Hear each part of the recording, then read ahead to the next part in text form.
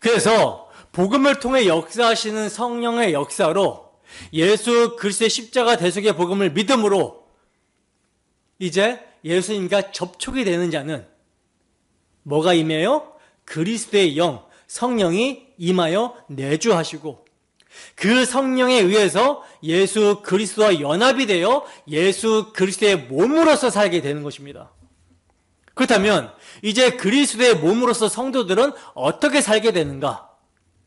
여러분, 성막의 모든 기구들은 하나님을 섬기는데 필요하다라고 말씀을 드렸죠.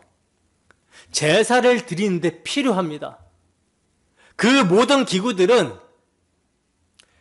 피 없이는 사함이 없나니라고 하는 피를 증거한다는 거예요. 하나님의 언약을 증거한다는 거예요. 자, 근데 여기서 기름 부음으로 거룩해져야 된다라고 하고요. 그리고 하나님을 섬기는 자들, 하나님을 예배하는 자들 또한 기름 부음으로 거룩해져야 된다라고 말씀을 하고 있어요. 그러니까 성막의 모든 기구들은 예수 그리스도와 그의 사역을 예표하고 제사장도 예수 그리스도와 그의 사역을 예표하는 자들인데 이들이 기름 부음을 받고 거룩하게 구별된다라는 것은 예수님이 성령으로 사역하실 분이라는 것을 예표하고 있는 거예요. 그런데 성막의 모든 기구들과 제사장은 또 누굴 예표합니까? 예수 그리스도와 연합이 된 왕같은 제사장이 된 교회, 성도들을 예표하죠. 따라서 이것이 신약에 우리에게 적용이 되면요, 예수 그리스도를 믿고 그와 연합이 된 성도들, 하나님을 섬기게 되는 왕같은 제사장으로 성령의 기름 부음을 받은 하나님의 성도들은 하나님을 섬기게 될 때 성령을 통해서 섬겨야 된다라는 것을 말씀하고 있는 거예요. 이해가 되십니까? 그래서 제사장에게 기름을 붓고 제사장이 섬길 기구들에게도 다 기름을 부어서 온통 기름을 통해 하나님 앞에 예배하라, 이걸 말하는 거라는 거죠. 성령 충만의 능력을 통해서만 하나님을 섬길 수 있다, 영과 진리로 예배할 수 있다라는 것입니다. 그렇지 않고서는요, 하나님께서 받지 않으시는 종교 행위가 되어집니다. 그래서 나를 위해서 만들지 말라고 하는 거예요, 관유를. 자, 여기서 우리가 이제 정리해야 될 개념들이 있어요. 기름 부음, 성령, 성령으로 섬겨라, 이런 말씀들이 나오니까 좀 혼란스러운 표현이 있을 수 있는데, 그게 뭐냐면 성령의 거듭나게 하심이라는 표현과, 그러니까 거듭나게 함과, 그리고 성령 충만이라는 표현입니다. 제사장이 기름으로 구별되는 것처럼 성도들도 성령의 부으심으로 하나님의 백성, 왕같은 제사장으로 구별된 사람들이 됩니다. 그래서 이들을 성도라고 그러죠. 거룩한 자들, 구별된 자들, 성도, 기름 부음으로 구별되는 거, 이걸 거듭남, 중생이라고 하고요. 그러니까 우리가 예수를 믿어서 하나님 백성 되면 그게 바로 거듭남이에요.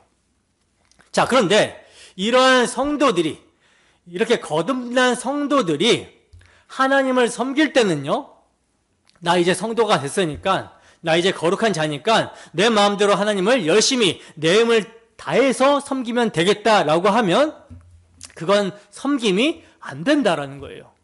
이렇게 하나님을 섬길 수가 없다라는 것입니다. 하나님을 섬긴다라는 것은 하나님께서 주신 사명을 감당한다라는 거거든요. 자, 그러면 성도들에게 주신 공통된 사명이 여러분 무엇입니까? 주께서 행하신 일을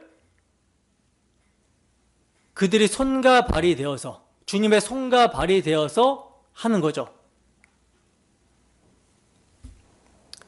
그러니까 주님을 사랑하고 주께서 행하신 일을 하는 것이 성도의 사명이자 하나님을 섬기는 겁니다.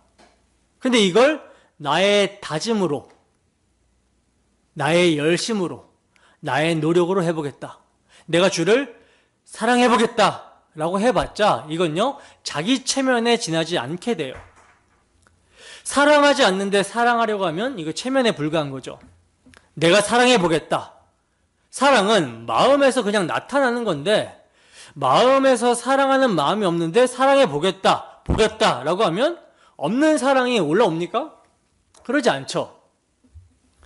사랑은 만들어내는 것이 아니라요, 부어지는 거예요. 부어지는 거. 마음에 부어지는 겁니다.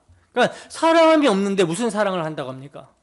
그러니까 사랑은 부어져야 되는데, 만약 자기 힘으로 주께서 하신 일을 하려고 하면요, 즉 자기 힘으로 천국 복음을 전파하는 주의 사명을 감당하는 일을 하려고 하면 자기 힘이 빠지게 돼요.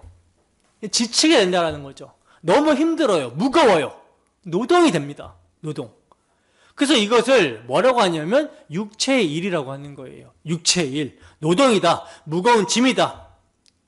전도할 마음이 전혀 없어요. 근데 목사님이 하라고 하니까 막 해요. 사랑하는 마음이 전혀 없고 영혼을 사랑하는 마음이 전혀 없는데 안 하면 이거 좀 안 될 것 같고 목사님이 내보내긴 하니까 일단 전도하러 나갑니다. 근데 마음에 열정도 없고 열망도 없다 보니까 막상 나갔는데 조금 창피해요. 부끄러워요. 그러니 그 사람에게 전달받는 사람에게도 뭐가 없겠어요? 감화나 감동이 없겠죠. 확신도 하나도 없고 그냥 좀 부끄러우면서 짜장면 전단지 주는 것보다 더 담대하지 못하게 막 줍니다. 그러니까 받는 사람이 감동과 감화가 있겠습니까? 이게 왜 그러냐? 오늘은 내가 잘해봐야지 하고 나가면 그러한 자신의 결단으로는 감화와 감동의 능력이 안 나타난다는 거예요. 그럼 어떻게 되느냐? 주의 일을 감당하는 데 있어서는 어떻게 해야 되고 주를 사랑하는 데 있어서는 어떻게 해야 되느냐? 성령입니다. 성령. 성령의 권능을 받고 행해야 가능하다라는 거예요. 성령의 권능을 통해서 가능해진다라는 것입니다. 성령을 의지하지 않고서는요, 우리 주님을 사랑할 수도 없고 주님께서 맡겨주신 일들을 감당해낼 수도 없다라는 거죠. 그러므로 성령으로 거듭난 성도라 하더라도 성령의 능력을 의지해서 하나님을 섬겨야 된다라는 거예요. 하나님의 사명을 감당해야 된다라는 거예요. 그래서 바울 사도는 이렇게 말씀합니다. 빌립보서 3장 3절 함께 읽습니다. 시작. 하나님의 성령으로 봉사하며 그리스도 예수로 자랑하고 육체를 신뢰하지 아니하는 우리가 곧 할례파라. 아멘. 보시면 당시 유대교를 믿는 이방인들이요, 자신의 몸에 할례를 받고 나서 자신들은 할례파다라고 하면서 자랑을 했나 봐요. 난 구별된 하나님의 백성이다. 난 할례를 행했어. 할례파다. 이렇게. 근데 바울 사도는 뭐라고 합니까? 그런 게 할례파가 아니라 성령으로 봉사하고 그래서 자신을 드러내지 않고 그리스도만 자랑하고 육체를 신뢰하지 않는 성령으로 행하는 우리들이 할례파다. 진짜 구별된 하나님의 백성이다. 이렇게 얘기를 합니다. 그러니까 참 그리스도인은 모든 일을 할 때 성령의 능력으로 할 수 있도록 간구해야 된다라는 거예요. 바울 사도는요, 자신의 힘으로 행한 일과 성령으로 행한 일을 갈라디아서에서 이렇게 구별해서 말씀을 해주고 있어요. 갈라디아서 5장 19절에서 23절 말씀입니다. 함께 읽습니다. 시작. 육체의 일은 분명하니 곧 음행과 더러운 것과 호색과 우상 숭배와 주술과 원수 맺는 것과 분쟁과 시기와 분냄과 당짓는 것과 분열함과 이단과 투기와 술 취함과 방탕함과 또 그와 같은 것들이라. 전에 너희에게 경계한 것 같이 경계하노니 이런 일을 하는 자들은 하나님의 나라를 유업으로 받지 못할 것이요 오직 성령의 열매는 사랑과 희락과 화평과 오래 참음과 자비와 양성과 충성과 온유와 절제니 이 같은 것을 금지할 법이 없느니라. 아멘. 보세요. 육체 일을 하면 육체의 열매가 나오는데 어떻게 나오냐? 이런 것들로 나온다라는 거예요. 복음이 없고 성령을 의지하지 않는 교회의 모습은 이러한 분쟁, 시기, 분냄, 당짓는 것, 분열함, 이단, 투기, 술 취함, 방탕 등등 이런 것들이 막 일어나게 되죠. 이유가 뭐예요? 이유가 있습니다. 이유가 뭐예요? 성령을 의지하지 않으니까. 성령을 의지하지 않으니까 자기가 하게 되고 자기가 하게 되니까 자기가 드러나게 되겠죠. 이게 육체의 일입니다. 근데 오직 성령의 열매는 사랑과 희락과 화평과 오래 참음과 자비와 양성과 충성과 온유와 절제니 이 같은 것은 금지할 법이 있어요, 없어요? 없다라고 그래요. 그러니까 처음에는 육체의 일이라고 하면서 육체의 일은 분명하니 하고 육체의 일에 대해서 쭉 열거를 하고 이후에 사도는 오직 성령의 열매는 하고 성령으로 봉사할 때 맺혀지게 되는 열매에 대해서 지금 얘기를 합니다. 그러므로 성령의 능력으로 하지 않는 모든 것이 다 뭐예요? 육체의 일이에요. 쉽게 말해서 겸손하지 않는 것이죠. 왜? 겸손해야 성령을 구할 거 아닙니까? 겸손하게 성령을 구하지 않고 내가 할 수 있다. 이 모든 일들은 뭐가 되냐면 육체의 일이 된다. 이것은 여러분 하나님 앞에 죄를 행하는 겁니다. 나의 육체의 행위로 섬기게 되면 그걸 일이라고 하고 노동이라고 하죠. 억지로 하게 되는 거예요. 이런 것들은. 그리고 그렇게 억지로 하면 이것은 하나님께로부터 나온 것이 아니기 때문에 하나님이 받으실지 않죠. 왜냐하면 하나님은 하나님이 하신 수고만 받으시는데 자기 힘으로 행한 거, 자기 공로와 자기 의로 행한 거 하나님 받으시겠습니까? 받지 않죠. 하지만 성령으로 섬기면 이것은요 일이 아니라 열매로 표현을 하고 있어요. 바울이요 육체의 열매는 이라고 하지 않아요. 육체의 일이라고 합니다. 육체의 일. 육체는 억지로 하기 때문에 일이라는 표현을 하는데 성령은 자연스럽게 나오는 결과이기 때문에 열매다 이렇게 표현을 하고 있는 거예요. 그러니까 무거워요? 무겁지 않아요? 무겁지가 않은 거죠. 그리고 이것은 하나님께서 맺으시는 열매이기 때문에 하나님이 받으시기에 합당한 것이 되는 거예요. 여러분 저마다 교회에서 하나님을 섬긴다고 합니다. 근데 우리가 생각해 봐야 될 것은 지금 나의 섬김이 육체의 일로 봉사를 하고 있는 것인지 그래서 정말 이것이 노동이 되고 있는지 일이 되고 있는지 아니면 성령으로 행해서 성령의 열매로 나타나는 봉사인지 그래서 사랑, 희락, 화평, 오래 참음, 자비, 양성, 충성, 온유, 절제 이런 것들이 나타나고 있는지를 좀 생각해 보면서 행할 수 있었으면 좋겠습니다. 자, 그럼 이제 향을 만들라고 하시는 말씀에 대해서 보겠습니다. 본문 34절에서 38절 말씀입니다. 함께 했습니다. 시작.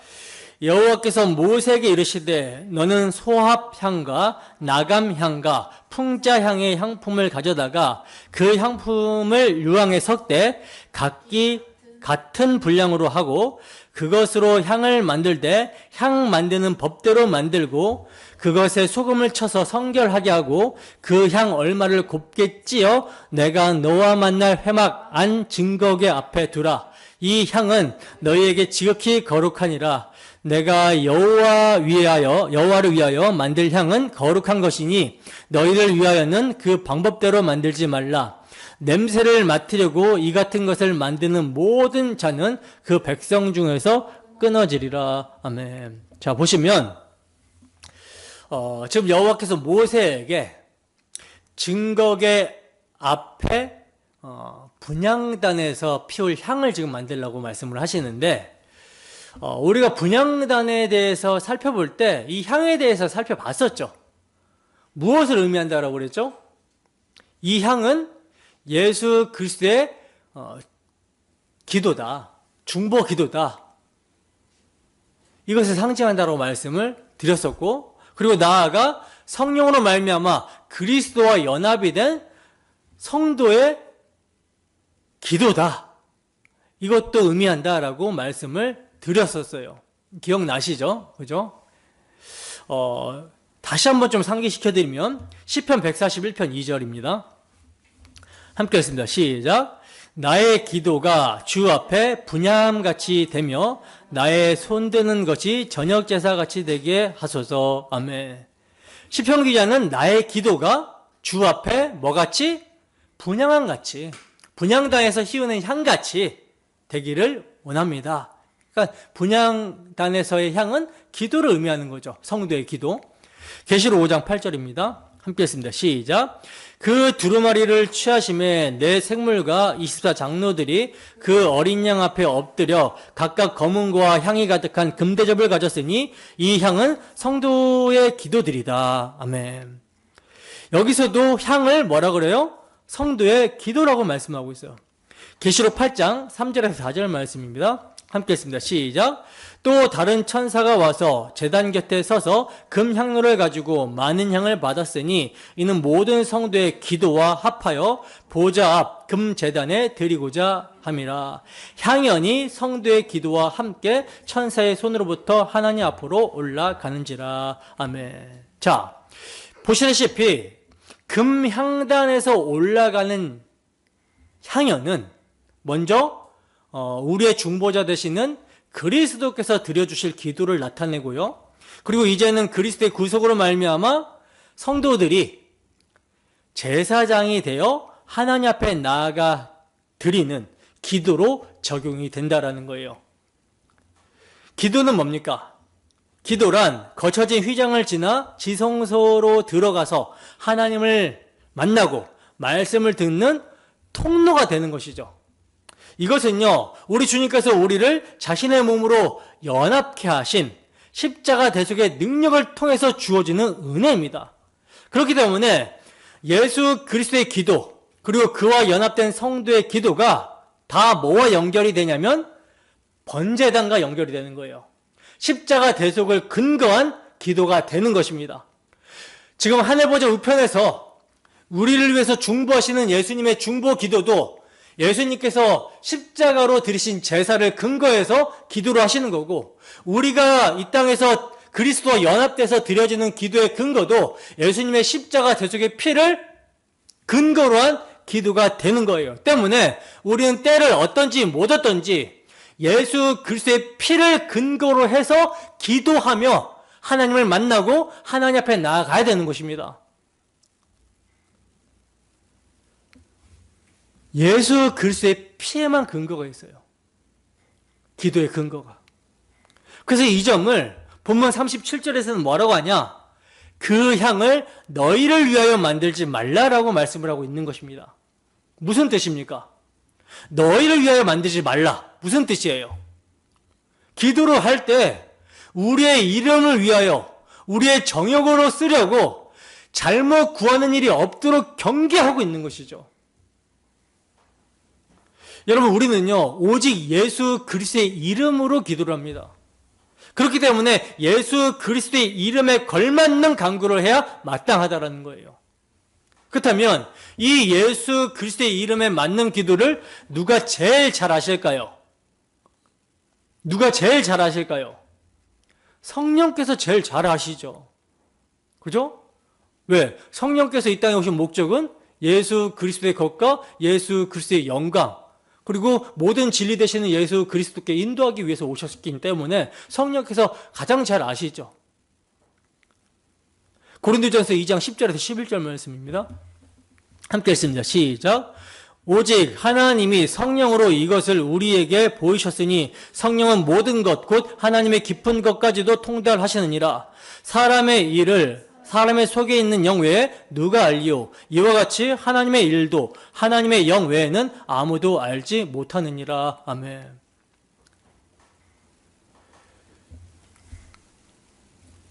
성령은 하나님의 속에 있는 모든 것, 깊은 것까지도 다 아시는 분이에요. 왜? 하나님의 영이니까. 그렇기 때문에 우리가 여러분 기도를 하건 또 하나님을 섬기는 여러 가지 사역을 감당하건 다 성령을 의지해서 성령을 통해서 해야 되는 것입니다. 그래야지만 하나님이 받으시는 기도와 섬김이 되어지는 거예요. 근데 그 성령은 누구를 증거하는 영이다? 예수 그리스도를 증거하는 영이다. 예수 그리스도의 영광을 증거하는 영이다. 유다서 1장 20절입니다. 함께 했습니다. 시작. 사랑하는 자들아, 너희는 너희의 지극히 거룩한 믿음 위에 자신을 세우며 성령으로 기도하며. 아멘. 보시면 여기서도 성령으로 기도하라 그러죠. 성령으로 기도해라. 그러므로 우리가 가장 먼저 기도할 때는 뭘 해야 되냐? 성령님, 나의 입술을 주장해 주세요. 말씀을 보거나 들을 때도 마찬가지죠. 성령님, 조명해 주세요. 그래서 주의 말씀의 뜻이 무엇인지를 알게 해주세요. 왜냐하면 성경을 쓰신 분이 성령님이시니까. 그리고 기도하게 하시고 기도의 내용을 하나님 앞에 아뢰게 하시는 분도 성령이기 때문에 그분을 우리는 의지해야 된다는 거죠. 그분이 말할 수 없는 탄식으로 간구하실 때 우리는 그분의 탄식을 느낄 수가 있어야 되는 겁니다. 민감해야 된다는 거죠. 무엇이 하나님을 기쁘시게 하는 것인지 아니면 무엇이 하나님을 근심하게 하는 것인지 우리 안에 내주하시는 성령께서 알게 하신다는 것입니다. 이러한 성령의 능력이 임하는 것을 가리켜서 개역주의에서는요, 주로 성령 충만이라는 표현을 사용합니다. 성령께서 우리를 다스리시는 거, 장악하시는 거, 이걸 성령 충만이라고 표현을 해요. 성령 세례라는 말은 잘 사용하지 않죠, 개혁주의에서는. 왜냐하면 이 성령 세례라는 단어가 오해의 소지가 많기 때문에 그래요. 그러니까 성령 세례는요, 어느 하나를 얘기하는 게 아니에요. 간단하게 말씀드리면 성령 세례는 성령으로 거듭남을 가리키기도 하고요, 성령의 권능을 받는 것도 가리킵니다. 그러니까 둘 다 사용한다는 거예요. 바울 사도는 성령 세례를 성도 개인의 구원 서정의 관점에서 거듭남으로 사용을 했고요, 누가는요, 사도행전에서 구속 성취의 관점에서 권능에 초점을 두고 사용했어요. 그러니까 예수 그리스도의 복음을 전할 때 성령으로부터 권능을 받아서 담대하게 전하고 목에 칼이 들어와도 두려워하지 않고 그 복음을 전하는 성령의 권능에 초점을 줬어요. 그러니까 성령 세례는 여러분 거듭남, 여러분들이 거듭났잖아요, 예수를 믿었잖아요, 그럼 다 성령 세례를 받은 거예요.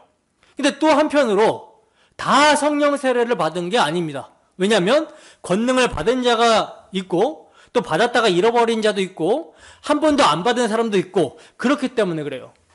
그러니까 성령 세례는 두 가지 의미로 원래 사용이 되는데 이걸 무분별하게 쓰다 보니까 지금 이 성령 세례가 무슨 성령 세례냐, 그럼 내가 분명히 예수를 믿었는데도 성령을 또 받아야 된다라는 말인가, 내 안에 성령이 안 계신단 말인가, 이런 헷갈림이 찾아온다는 거죠. 이게 왜 그러냐? 오순절파의 잘못이 좀 커요. 물론 오순절파에서도 그렇게 생각을 안 하시는 분들이 있을 수 있지만 제가 책을 보고 또 제가 듣기로는 오순절파에서 성령 세례라는 표현을 구원의 증표인 양 사용합니다. 그러니까 성령 세례를 안 받으면 구원받은 자가 아니고 믿어도 믿는 자가 아니다, 이런 표현을 많이 쓴다라는 거죠. 제대로 믿는 자가 아니다, 성령 세례를 받아야 된다, 그래야 진짜 믿은 것이다. 그러니까 여러분들이 예수를 믿었다고 고백을 하지만 이 오순절파에서 말하는 것은 고백하는 것에 그치는 것이 아니라 성령 세례를 받아야지만이 진짜 믿음이다, 이렇게 얘기하는 사람들이 많다라는 거예요. 그리고 더 나아가서 성령 세례의 증표로 방언이 터지면 성령이 임한 것이다, 이렇게 얘기하는 사람들이 굉장히 많아요. 그러니까 너무나 극단적으로 가니까 방언을 안 받으면 믿는 것이 아니기 때문에 구원 못 받는다, 이제 여기까지 가는 거죠. 이런 식의 발언을 오순절파에서 많이 해왔기 때문에 개혁주의에서는 예수 믿은 자도 성령 세례를 못 받으면 구원받을 수 없는 것처럼 여기게 하는 저들의 표현을 사용하길 꺼려 했던 것입니다. 제가 여러분께 질문 하나 할게요. 예수를 믿었는데 성령 세례를 못 받으면 구원 못 받습니까? 아니죠. 예수를 믿으면 구원 받습니다. 예수님의 십자가 대속의 피를 나와 관계한 것으로, 예수님이 나의 죄 때문에 나의 죄가 되어 십자가에서 나를 대신해서 피 흘리셨구나 라는 사실을 믿음으로 받아들이면 구원 받아요. 왜냐하면 성령이 아니고서는 십자가에 못 박히신 예수를 주시라고 할 수 없고요, 믿을 수가 없습니다. 성령이 복음의 말씀을 통해 역사함으로 예수를 믿게 되고 그 믿게 된 심령에 성령이 내주하시기 때문에 예수님을 믿는다고 고백을 하게 되는 거예요. 로마서 8장 15절입니다. 함께 읽습니다. 시작. 너희는 다시 무서워하는 종의 영을 받지 아니하고 양자의 영을 받았으므로 우리가 아빠 아버지라 부르짖느니라. 이렇게 예수님께서 성령께서 예수님을 믿게 하신다라는 거죠. 자, 그러면 사도행전에서 사도들과 또 예수님을 믿게 된 이방인들이 예수님을 믿은 후에 성령 세례를 따로 받게 되는데 이건 왜 그럴까요? 이것은 권능을 받기 위함이에요. 다시 말해서 예수님이 하신 사역을 제자들이 할 수 있도록 능력을 받기 위해 성령이 임하시는 것입니다. 그럼 또 이런 질문을 할 수 있죠. 아니야, 예수님을 믿을 때 이미 성령이 내주하셨다라고 하지 않았습니까? 네, 그렇습니다. 성령께서는 우리가 믿음의 고백을 하기 전부터 복음의 말씀이 선포될 때 역사하셔서 중생케 하시고 우리 마음에 오셔서 믿음을 주시고 고백하게 하십니다. 그러면 다시 성령이 임한다. 성령 세례라는 것은 무슨 말이냐? 이건 성령 충만을 의미하는 거예요. 성령 충만을. 에베소서 5장 15절에서 18절 말씀입니다. 함께 했습니다. 시작. 그런즉 너희가 어떻게 행할지를 자세히 주의하여 지혜 없는 자같이 하지 말고 오직 지혜 있는 자같이 하여 세월을 아끼라. 때가 악하니라. 그러므로 어리석은 자가 되지 말고 오직 주의 뜻이 무엇인가 이해하라. 술 취하지 말라. 이는 방탕한 것이니 오직 성령으로 충만함을 받으라. 아멘.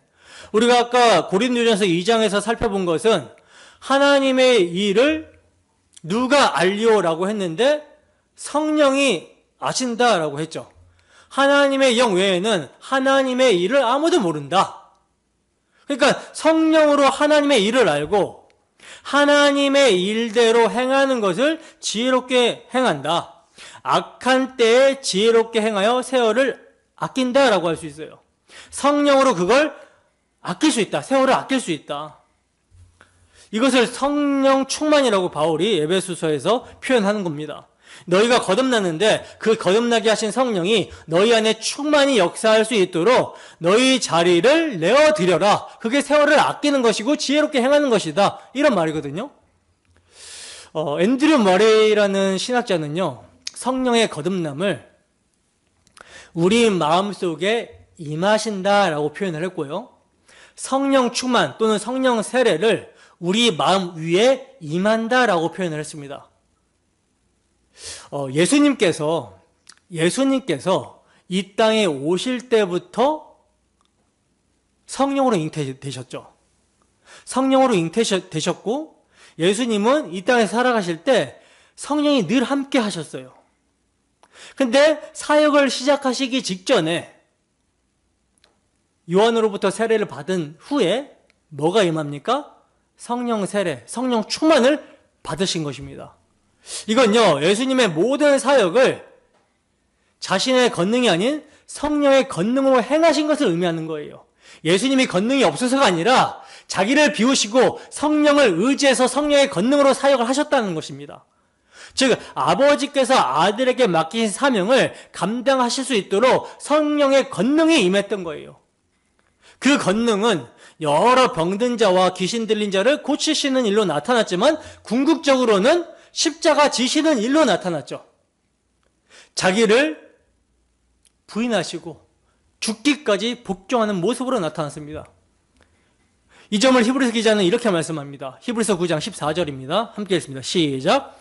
하물며 영원하신 성령으로 말미암아 흠없는 자기를 하나님께 드린 그리스도의 피가 어찌 너희 양심을 죽은 행실에서 깨끗하게 하고 살아계신 하나님을 섬기게 하지 못하겠느냐. 아멘. 하물며 영원하신 성령으로 말미암아 흠없는 자기를 하나님께 드리신 그리스도. 그러니까 우리 주님께서 십자가로 자신을 드리심도 누구로 말미암아? 성령이 주신 권능으로 말미암아 지신 거예요. 여러분, 이처럼 주님이 성령의 권능으로 사역을 하셨다면 그 성령이 내주하셔서 그리스도 연합이 되어 그리스도의 몸된 교회도 뭘로 섬겨야 되는 것입니까? 뭘로 사명을 감당해야 되는 거예요? 성령의 권능으로 사명을 감당해야 되는 것이죠. 이미 교회의 마음속에 임한 성령께서 그들의 마음 위에 충만한 역사를 일으키셔서 권능으로 사역하게 하시는 것입니다. 마음 속에서 새 마음을 창조해 주시고 그러한 새 마음 위에 소망과 기쁨들로 채워주시는 거예요. 그러므로 모든 참된 그리스도인들은 성령께서 내주하십니다. 그 마음에. 그러나 날마다 뭐 해야 되는 거예요? 성령의 충만함을 받아야 되는 거예요. 다른 말로 날마다 성령 세례를 받아야 되는 것입니다. 이것은요, 그리스도인들은 하나님을 섬기는 자로 부르심을 받은 자들이기 때문에 하나님을 진정으로 섬기려면 육체의 일이 되지 않도록 성령의 충만함, 성령 세례를 구해야 되고 받아야 되는 것입니다. 갈라디아서 5장 25절을 쉬운 성경으로 읽습니다. 시작. 우리가 성령으로 새 생명을 얻었으므로 성령을 따라 살아야 합니다. 아멘. 자, 그렇다면 성령의 충만함, 성령의 세례는 어떻게 임하게 되는 것일까요? 먼저 성령님을 인격적으로 인정하고 그분께 도움을 구해야 되는 거예요. 이렇게 할 수 있는 가장 자연스러운 방법은 날마다 기도하는 것이죠. 우리가 성령님을 인격으로 대하고 그분에게 도움을 구할수록 성령께서는 더욱 우리 안에서 더욱 자유롭게 활동하시게 될 것입니다. 그러려면 자신을 부인하는 회개의 기도가 필수적이겠죠. 그리고 또 다른 방법은 육신을 단호히 쳐서 복종케 하는 것입니다. 우리의 육신은 자기의 잃어버린 권세를 되찾으려고 끊임없이 시도를 합니다. 그렇기 때문에 우리는 육신에게 그런 기회를 주면 된다, 안 된다? 안 된다라는 거죠. 갈라디아서 5장 16절에 보면 사도는요, 너희는 성령을 쫓아 행하라. 그리하면 육체의 욕심을 이루지 아니하리라. 이렇게 말씀을 하고 있어요. 성령을 쫓아 행하는 것은 성령이 증거하는 복음에 유념하며 그 사랑을 따라 사는 거거든요. 바울 사도가 육체의 욕심을 갖지 말아라 이렇게 말하지 않죠. 왜냐하면 모든 사람에게는 육체의 욕심이 있기 때문입니다. 그러므로 육체의 욕심이 없다라고 말한다면 그것은 위선이에요. 중요한 것은요, 뭐냐? 육신에게 내 삶의 운전대를 내주면 안 된다라는 것입니다. 그래서 우리는 육신에게 너는 내 생활의 운전대를 잡을 수 없다라고 말해야 되는 거예요. 그러니까 육신의 욕구가 올라온다 할지라도 우리는 그것에 따라서 행동해서는 안 되며 육신의 소욕을 따라가지 않을 때 성령께서는 우리 안에 왕성한 활동을 하신다라는 것입니다. 이제 설교를 마무리하면서 십자가 복음이 늘 선포되는 우리 교회가 주의해야 될 점을 말씀드리고자 합니다. 우리는 나는 죄를 지을 수밖에 없는 존재니 주님의 십자가가 필요합니다라는 이런 고백을 자주 하죠. 그죠? 물론 이 고백은 너무나 중요한 고백입니다. 그러나 이 고백으로만 마치면 안 된다라는 거예요. 이렇게 마친다면 주님의 십자가가 필요하다고 말은 했지만 성령으로부터 주어지는 십자가의 능력, 그 피의 능력은 경험하지 못하고 마치기 때문입니다. 그러니 나는 못하지만 십자가를 증거하시는 성령께서 십자가의 사랑으로 강건하시고 잡아 이끄시는 능력으로 사명을 감당하게 해달라는 간구를 해야 되는 거예요. 그리고 성령께서 마음을 주시면 그 마음에 순종을 해야 되는 것입니다. 여러분, 그리스도인들은요, 우리 주 예수 그리스도와 함께 세상을 이긴 자지 세상을 피해 도망다니는 자가 아닙니다. 그리스도인들은 세상을 피해 십자가 뒤로 숨은 것으로 마치는 자들이 아니라 십자가에서 부활하신 주님의 손을 잡고 일어나서 바울 사도나 스데반 집사와 같이 담대하게 복음을 전파하며 사랑을 행하는 자들이라는 거예요. 빛과 소금의 역할을 감당하는 자들이라는 것입니다. 반쪽짜리 복음은 여러분 다른 복음이라는 것을 명심하기 바랍니다. 기름으로 성막에서 봉사한 것처럼 성령 충만을 구하세요. 향기로운 향으로 분향한 것처럼 성령으로 기도하시기 바랍니다.